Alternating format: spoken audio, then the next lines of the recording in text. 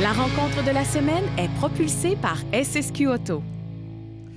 Benoît, un sujet super intéressant aujourd'hui. On va parler de recyclage de composants plastiques. Et surtout de soudure et de fusion de plastique avec Stéphane Richard, notre invité. Bonjour Stéphane. Bonjour. Vous êtes copropriétaire de Soudure Plastique Québec, qui se trouve à Victoriaville. Ouais, entreprise de Victoriaville.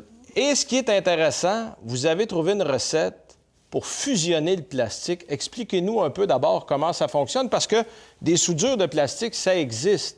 Mais comme vous en faites, ça n'existe pas. Et elle est là, la grande particularité de votre technique.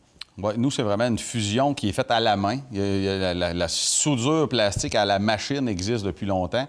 Les compagnies fabriquent des pièces, peu importe quoi, pas vraiment capables de les réparer personne, que ça soit Bombardier, que ce soit peu importe les entreprises qu'on connaît. Donc, pour le moment, on remplace plus qu'on répare. C'est ça, plus qu'on répare. Ils sont capables de fabriquer la pièce, mais de la réparer, là, on est ailleurs, c'est d'autres choses.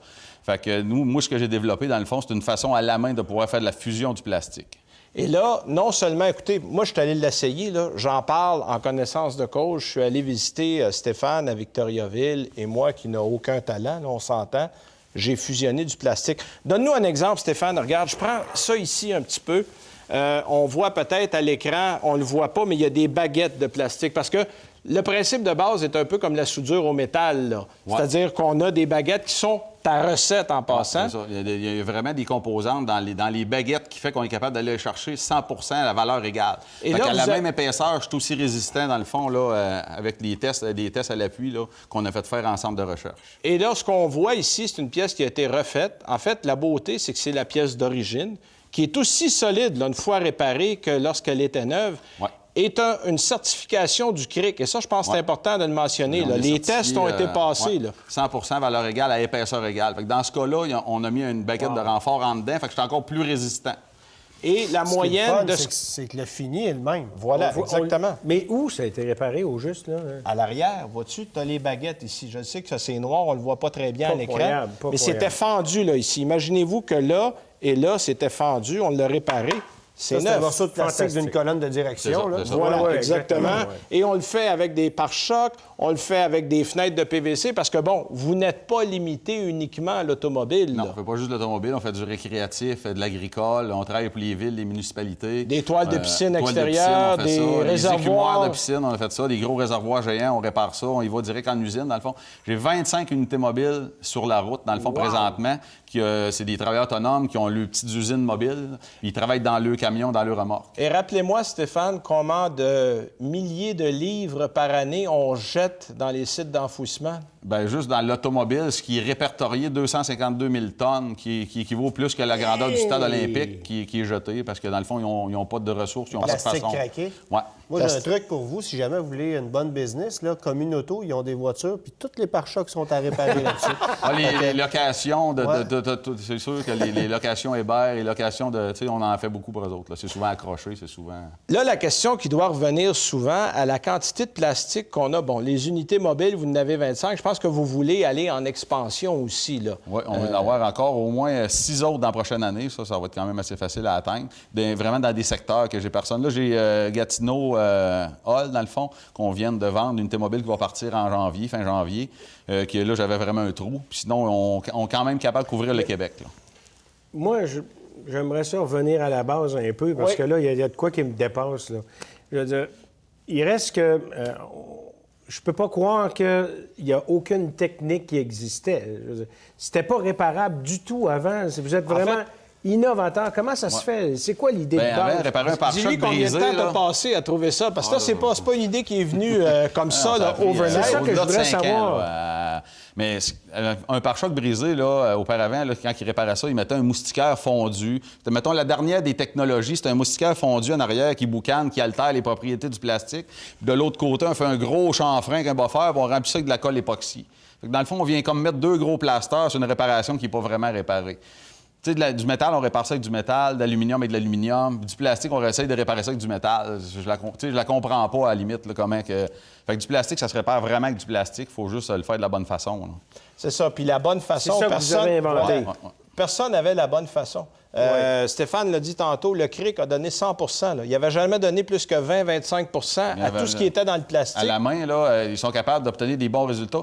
Pour se servir de la norme mondiale qui se trouve être une norme comme un soudeur de métal haute pression, il faut atteindre 80 de résistance.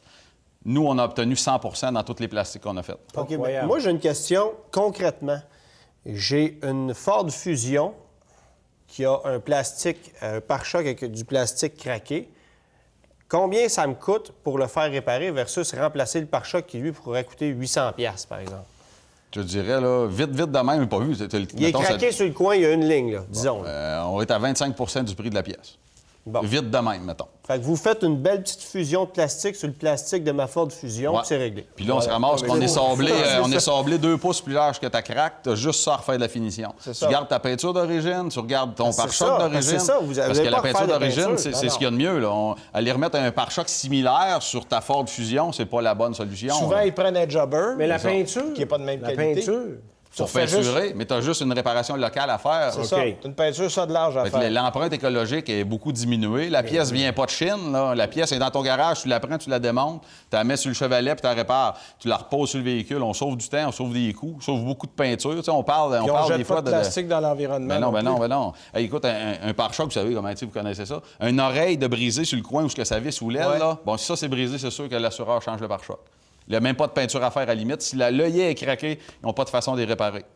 Fait que tous les pare-chocs, par exemple, de Honda Civic qu'on voyait pendre au début des années 2000 parce que c'était accroché tout croche. Là. Là, là, on répare règle ça, les bordures, les clips. Il n'y a rien qu'on peut renforcer. On renforce, on est capable de les mettre plus solides, comme ma clips rouge, je vous ai montré tantôt, qui est mince. Bien, cette clips-là, dans le fond, je me sers des faiblesses que le manufacturier fait pour que ça brise. On remplit ça, puis on les remet plus solides que d'origine. Avez-vous une autre pièce qu'on pourrait montrer à nos téléspectateurs? Ça, c'est un bon exemple. Ça, c'est un bon exemple. Ouais. C'est quoi, Regarde, ça? là, ici, on voit, je ne sais pas, je montre ça à la 1. Là.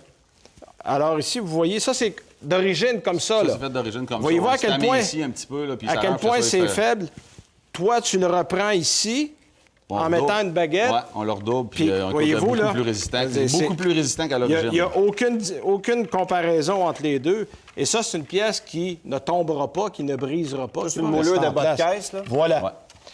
Jusqu'à quelle grosseur vous pouvez réparer un trou? Parce que là, bon, on parle d'une fente, on parle d'un choc, mais mettons, là, j'ai un bon choc, là, puis j'ai un trou, là. Ça n'a pas de limite. À la limite, je peux me prendre une pièce d'ailleurs, je peux t'en couper en deux puis t'en refaire un avec un autre morceau. Ça veut dire que ça n'a pas de limite. Je peux prendre le coin d'un pare-choc, ramener le coin d'un autre, le remettre après. Je peux te le couper entre les deux en plein centre. On jase, là, la toile du stade. Ils m'ont pas encore appelé. Mais je suis sûr qu'il y aurait une très bonne idée, ça. Ouais. Mais là, au niveau, évidemment, en ce moment, vous êtes beaucoup en formation parce que là, vous faites découvrir votre méthode au groupe d'assurance du Québec, aux carrossiers. Est-ce que, bon, vous recevez combien de personnes par semaine, là, en ce moment? Là, je roule à alentour de 25 personnes par semaine. OK. Je roule 4 jours, dans le fond. Là, 2 jours de formation assureur, 2 jours de formation carrossier. Et pour avoir parlé à certains, les gens qui sont passés chez vous sont des gens convertis, là. Faut le voir pour le croire. Je l'ai vu, moi, puis écoutez, je sais que les gars, vous n'êtes pas allés, mais je vous invite à aller faire un tour parce que c'est vraiment impressionnant. Ça fonctionne et c'est tellement simple quand tu le vois, tu te dis, ben voyons. Comment ça se fait que... Puis, il y a du travail. On ne peut pas donner le secret, mais il y a une technique que Stéphane a développée qui fonctionne. C'est pas compliqué. Bon. J'ai fusionné du plastique. Là. Tu as vu que c'est pas long que ça marche plus non plus, par exemple. Si tu te trompes, t'as vu que c'est assez vite que ça fonctionne on donne pas de secret, mais si on n'a pas la bonne technique, on l'a montré comment d'autres le font, puis ça fonctionne pas. Essentiellement, le message, c'est qu'on peut économiser 75 de ce que ça coûterait normalement pour réparer une pièce qui est souvent des brisée. tonnes de pièces de l'environnement. Donc, j'imagine que les assureurs vont sauver là-dessus énormément. Bien, ce aussi, qui va permettre... Ce qu'on fait, nous autres, c'est certifié garantie à vie. Là. Toutes mes réparations, moi, c'est garantie à vie. Il n'y a rien qui n'est pas garanti. Vous cherchez le petit logo SPQ. Oui, on a un petit logo que j'ai pas présentement. Mais c'est marqué SPQ sur un petit logo, ça, c'est certifié. Ça veut dire que c'est certifié garantie à vie. Tout ce qu'on répare, il y a un logo d'émis, un petit logo de certification plastifié. Faut que ça soit là. Puis ça veut dire que c'est un expert qui l'a fait. Dans ce temps-là, là, on se trompe pas. C'est sûr que là, il y a une vague, là, on s'entend. Là, tout le monde aimerait ça réparer le plastique, là, de cette heure que... Mais il faut que ça soit vraiment fait de la bonne façon, parce que c'est facile de s'y perdre. Merci de ton temps, Stéphane. Très apprécié. Puis si on veut communiquer avec vous pour avoir plus d'informations... Soudureplastiquequebec.com sur Internet, vous allez trouver ça. Tout simple que ça. Alors, félicitations, on est fiers de vous. Oui. Vous êtes un Québécois. Ça prouve à quel Belle point technologie. on est capable d'innover ici aussi au Québec. Merci beaucoup. Merci. Et puis, tant qu'à nous, après la pause, on répond à vos questions. La rencontre de la semaine a été propulsée par SSQ Auto.